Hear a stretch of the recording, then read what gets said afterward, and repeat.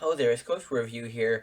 I'm going to be talking about my top 10 roller coasters in Florida. Of course, Florida has one of the most amount of roller coasters of any U.S. state, and it's comparable to some countries, which is pretty impressive in how many roller coasters they have. And I would say it's better than a lot of European countries in how good their quality of roller coasters are. So this is a very hard list to make, but I think I have my top 10 roller coasters in Florida. If you guys enjoyed the video, remember to like, comment, subscribe. And let's get into it now. Number 10 is Mind Blower at Fun Spot Kissimmee in Kissimmee, Florida, right near Disney. And Mind Blower is a really good ride. It is incredibly rough. If you hate roughness, don't even ride it. Or you can ride it at gas, but you won't like it. But I can, I can ignore roughness.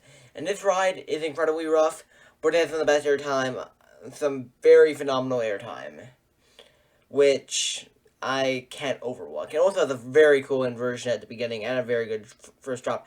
Even in the back row and between front and back row, the row isn't too much of a change, but back row is still a little bit worse for roughness. But I still think the ride's phenomenal. But that's just my opinion. Of course, you guys can disagree. Number 9 is SheiKra at Busch Gardens, Tampa. It's a B&M dive coaster. Great drop. Second drop, good. First ride, doesn't do anything. It's a good ride. And realistically, my motor would be way in front of it if it wasn't for it being rough. Anyways, continuing, 8 is Kraken at SeaWorld Orlando. Kraken is a very good roller coaster in my opinion. It has very high positive G-forces in the first half, and in the second half it does fall a little bit, but that second vertical loop is great and very forceful, and the corkscrew at the end is pretty decent. But the first half of the ride is very phenomenal with the high G-forces. But number 7 is Manta at SeaWorld Orlando, another roller coaster at SeaWorld. Manta is a really good ride. It is a flying coaster and gives a very good flying sensation. Has a very incredibly intense moment with the pretzel loop at the beginning of the ride. And the rest of the ride is very scenic and makes you feel like you're actually flying. Number 6 is Mako at SeaWorld Orlando, which is a B&M hypercoaster in, Orlando, Florida. And Mako is a very, very good ride. It has a ton of airtime. The 5-second floater air is great. The speed hill is great. All the other airtime hills are very good. The second half does fall off, but it's still pretty okay. But the first half is a phenomenal one. Probably the best B&M Hyper first half. And if I went on this ride, I think maybe at least in my top 3 most rated roller coasters. Number 5 is The Incredible Hulk at Universal Orlando. Islands of Adventure, of course. Incredible Hulk is a very good roller coaster. Like, how I was talking about Kraken having high positive G's, crank it up by, 2, maybe. It is incredibly intense. With a very good launch. Some of the most intense elements I've ever experienced with the Cobra Roll and loop consecutively. And the 0G roll right at the beginning is phenomenal. And overall is my second favorite roller coaster at Universal Island Adventure, but it's pretty close. 4th is Montu, another incredibly intense coaster. I would say it is the same level of intensity as Hulk, but you are inverted, so it naturally feels more intense. Also, I would say Montu's layout is a million times better, because Montu uses the train and overall has a masterful B&M invert layout, while Incredible Hulk has a very basic B&M layout. It's just incredibly intense, and of course the launch is not very unique, or is incredibly unique, but otherwise for Hulk, it's not unique. Anyways, 3rd is Kumba. Kumba, imagine Incredible Hulk, but even more intense. More intense.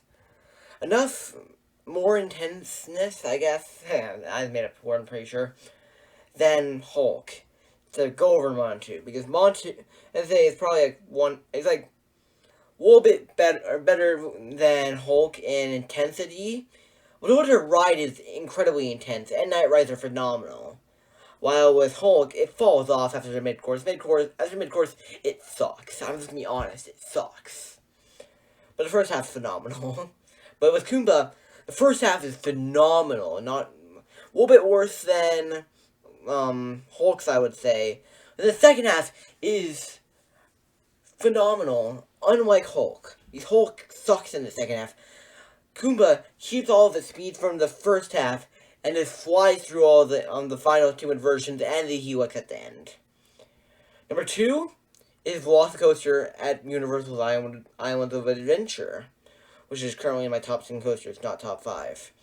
Velocicoaster is a very phenomenal roller coaster, incredibly overrated, but it is a phenomenal ride, and I would ride it any day without doubt. I would ride it all the time, well, if I went to Universal, but a lot, but I don't really. But Velocicoaster, phenomenal ride. It has a masterful layout, has great forces, not as good forces as a lot of people say. It's nowhere near number 1. Nowhere near my number 1 roller coaster, and not even near my number 1 roller coaster in Florida. Anyways, Velocicoaster is a phenomenal roller coaster. Very good. A queer step up from Kumba, but I have to say number 1 is my number 1 roller coaster, and you should watch my top 25 video after you watch this. My number 1 in Florida and overall of the about 280 coasters I've went on is Iron Gwazi.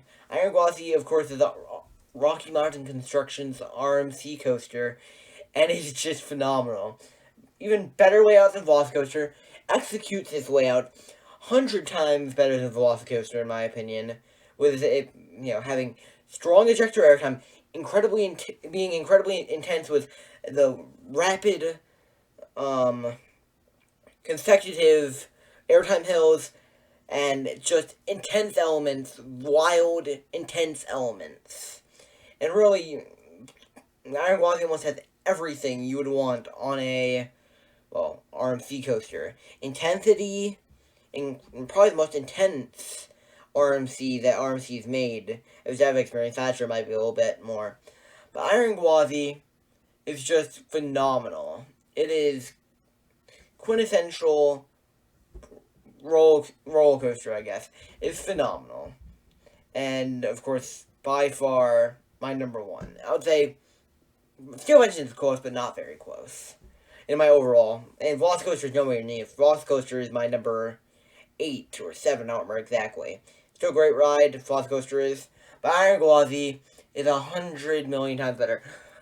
If I had to pick between going on Iron Gwazi and Velocicoaster every single day, I would probably pick Iron Gwazi 90 out of the 100 days. Just because, Velocicoaster, I still want to ride it, of course. And that's really the only reason Gwazi is 100 out of 100 times. But anyways, that's the video, and hopefully you guys enjoyed the video, and remember to like, comment, subscribe, and hopefully you guys enjoyed the video, and hopefully I see you guys in the next video. Peace.